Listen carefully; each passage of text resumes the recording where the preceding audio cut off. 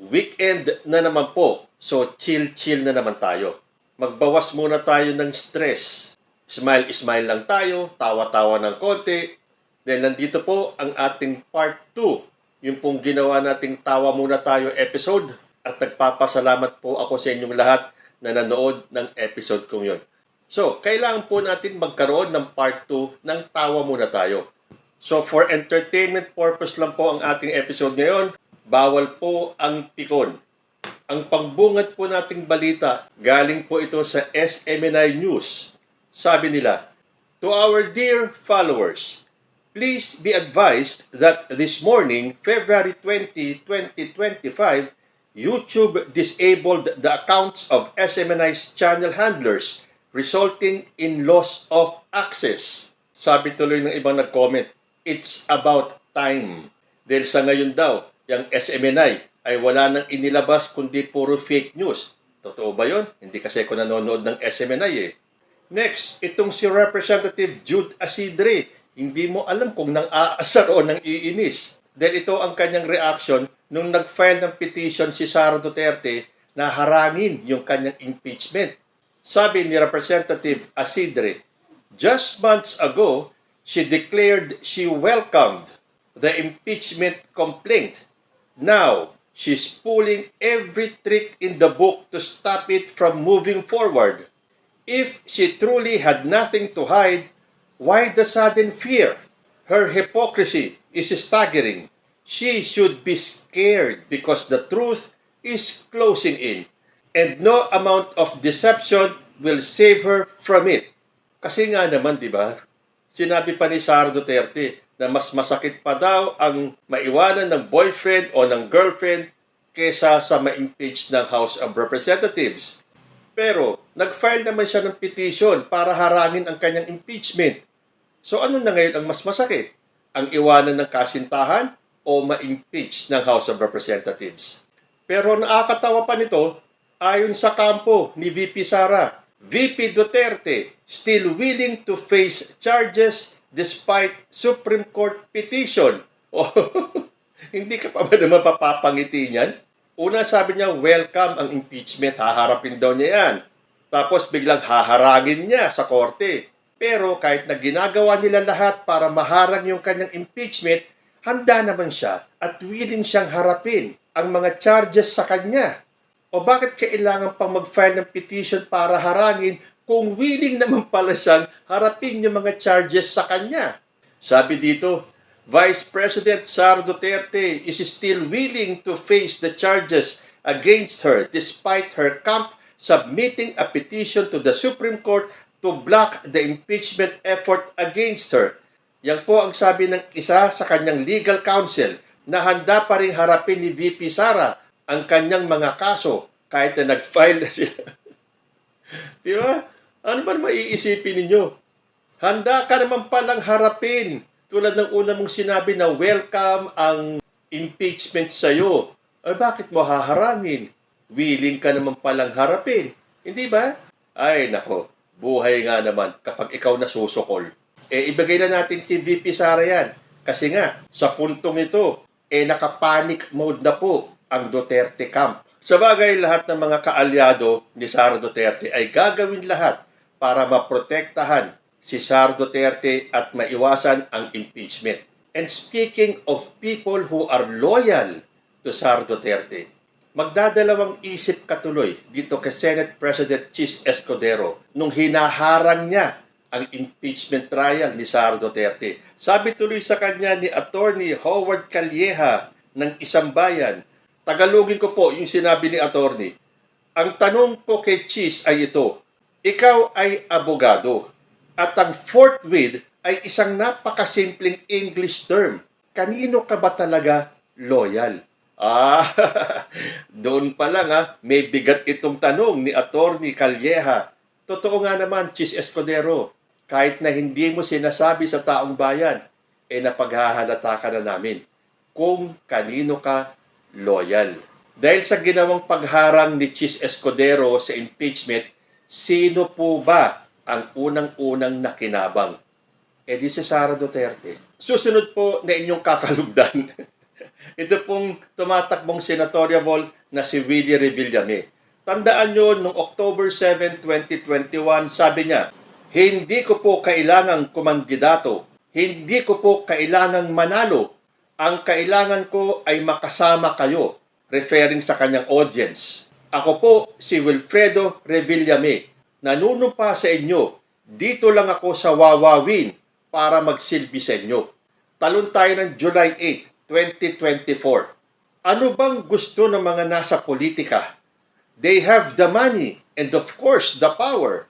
Maraming may pera, walang power. Yun ang big difference para sa akin. So nangyayari ngayon, paano ka papasok? Ang hirap, awayan ng awayan. Napa-frustrate ako.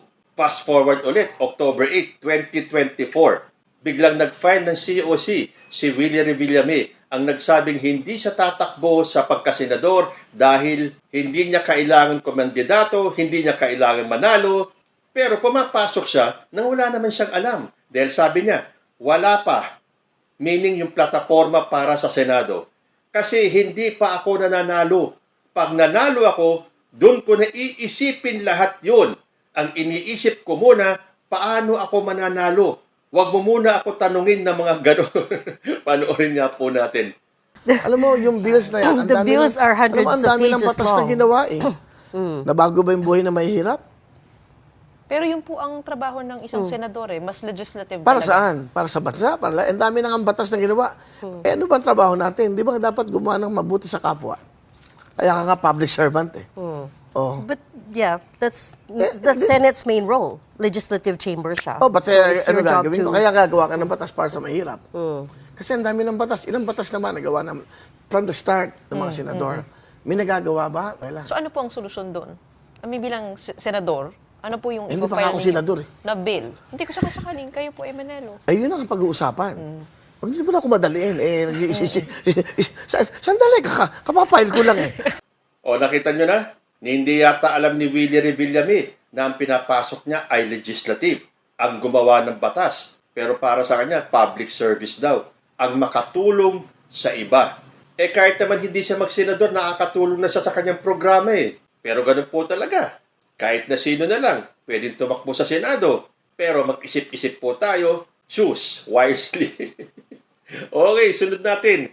Ang hindi marunong magpasakop sa batas, gusto maging mambabatas. At yan po, si Pastor Apollo C. Quiboloy. Natatandaan niyo po ba yung kanyang sinabi? Sabi ni Quiboloy, lahat ng pera ng Pilipinas, 5.6 trillion, ilagay sa kamay ko. And in 5 years, gagawin kong superpower ang Pilipinas. Apakataas talaga ng lipad nitong si Apollo Quiboloy. Kaya lang, paano mananalo si Quiboloy? Eh nasa baba ang pangalan niya sa mga survey. At sa isang huling survey, eh nasa number 29 siya. Paano niyang gagawing superpower ang Pilipinas? Nako, kailangan yatang humingi ng tulong ni Quiboloy sa kanyang ama, kung sino man yung kanyang ama. Dahil ang ama daw niyang yun ang nag-utos sa kanya para pasukin ang politika. E di dun siya humingi ng boto kung sino man yung amang sinasabi niya. Dahil ang alam ko, ang Diyos natin ay hindi magtuturo sa kanyang anak na gumawa ng katarantaduhan. Dahil ang sabi pa ni Quiboloy, kaya siya pumapasok ng politika ay dahil ginulo nila ang buhay ko, ginulo nila ang aking ministry, guguluhin ko din ang kanilang mga buhay. Yan ba ang turo ng totoong ama? Naalala ko tuloy yung sinabi ni Sara Duterte nung siya pa yung DepEd Secretary. Sabi niya, you give me 100 billion, I will solve the problems of basic education. We will be able to solve the problems in 6 years. Oh, kita niyo? Birds of the same feathers flock together. Eh, ganyan din yung parang salita ni Quiboloy, di ba? Ibigay niyo kay Quiboloy lahat ng pera ng Pilipinas at gagawin niya ang Pilipinas na isang superpower. Ito din naman, si Sara Duterte, bigyan niyo ko ng 100 billion and I will solve the problem ng basic education in 6 years. Aba, parang may naalala ko nagsabi niya na, yung mga problema ng Pilipinas sa drugs, sa corruption, sa rice cartel, ay re-resolbahin daw niya in 3 to 6 months. Natapos yung 6 years, napako, ang mga pangako. Kung nagkataon palang binigyan ng 100 billion si Sara, nako, patay na ang Pilipino nito. Nako, ano na po ba ang nangyari kay Harry Roque? Nakita nyo ba yung mga nilalabas na video ni Harry Roque? Bakit po ganito na ang itsura niya? Ang layo-layo na sa itsura ng dating Harry Roque. Parang stressed na siya. Nakita nyo, nangangalumata. Yung dating bilog na muka, humpak na. Yan ang nagagawa na nagtatago sa batas. Ang tapang-tapang magsalita, duwag naman magpakita ng personal. Yung mga kaso, tinatakbuhan. And speaking of mga tumatakbo, ito mga influencers at vloggers na pinatawag sa TRICOM. Sa pangalawang pagkakataon, hindi na naman po sila sumipot at napakadami nilang dahilan. Matatapang lang sila sa social media. So ang nangyari tuloy, ipinasabihan na sila. Tingnan natin kung saan sila dadalhin ng katigasan ng ulo nila. O baka pupuntahan na lang nila si Harry Roque at magsama-sama silang magtago. Pagpapakyut naman ni Senator Bato de la Rosa. Sabi niya, ang daya nila, no? Gagawin kaming hostage dito para maging judge ng impeachment court. Tapos sila mangangampanya na. 23 of us will be sitting as judges. Hindi kami makakapangampanya. Sabi tuloy ni Senate Minority Leader, Senator Coco Pimentel. Nagsenator ka pa kung ayaw mo palang mag-judge sa impeachment. Kasama na yon sa job description mo nung umpisa pa lang. Pag-file mo ng Certificate of Candidacy, dapat alam mo na yun. Isang tabi ang kampanya, i-priority ang impeachment. That is part of the job description.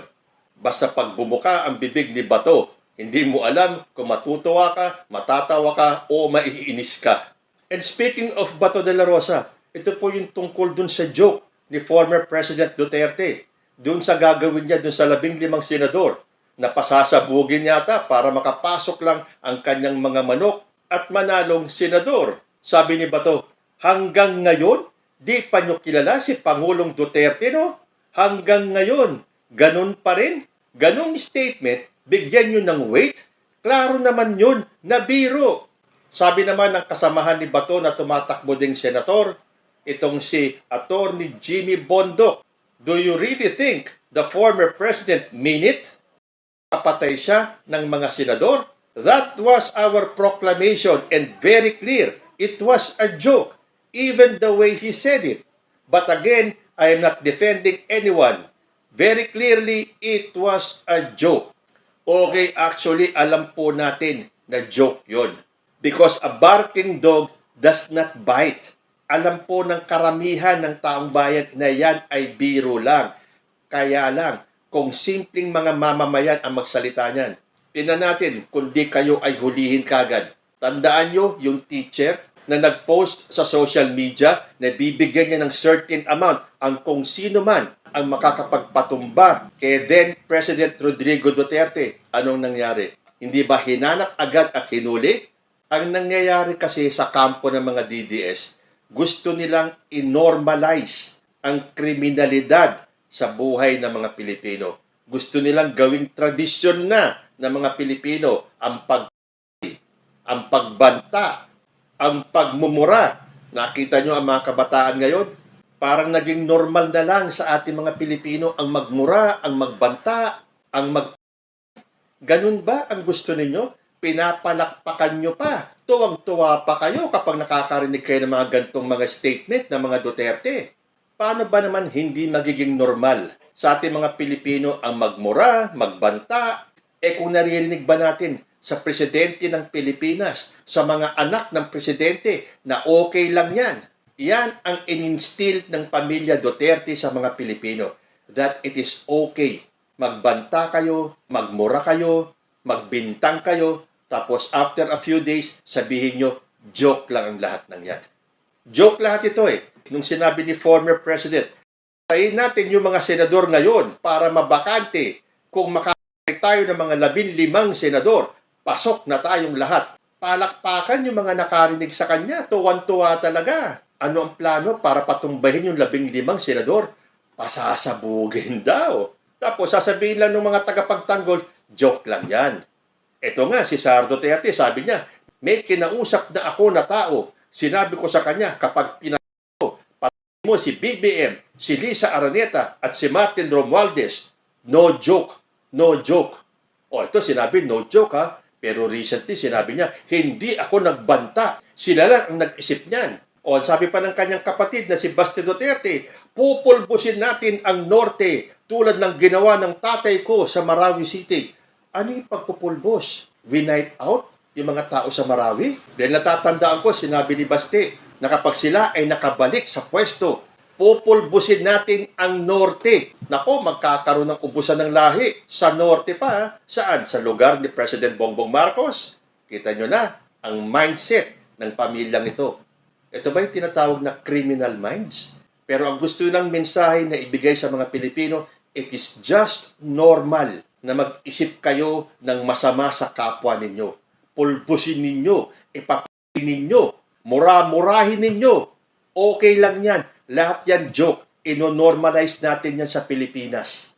At ang mga audience, palakpakan. Kaya lang tulad niya na sinabi ko, puro kahul lang naman po ang pamilya Duterte. Because barking dogs do not bite.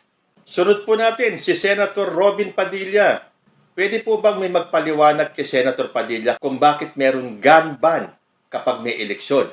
Sabi po kasi dito, Senator Robin Padilla has called out the Commission on Elections o yung COMELEC for imposing a gun ban every election at the expense of responsible gun owners like him.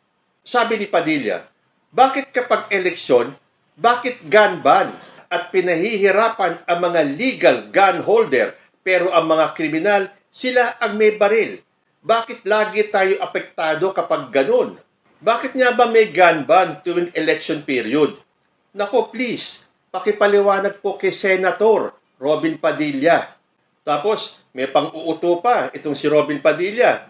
Nung sinabi niya, sa huli naming pagsasama ni Mayor Rodrigo Duterte, dahil hanggang ngayon, mayor pa rin po ang tawag nila kay former president.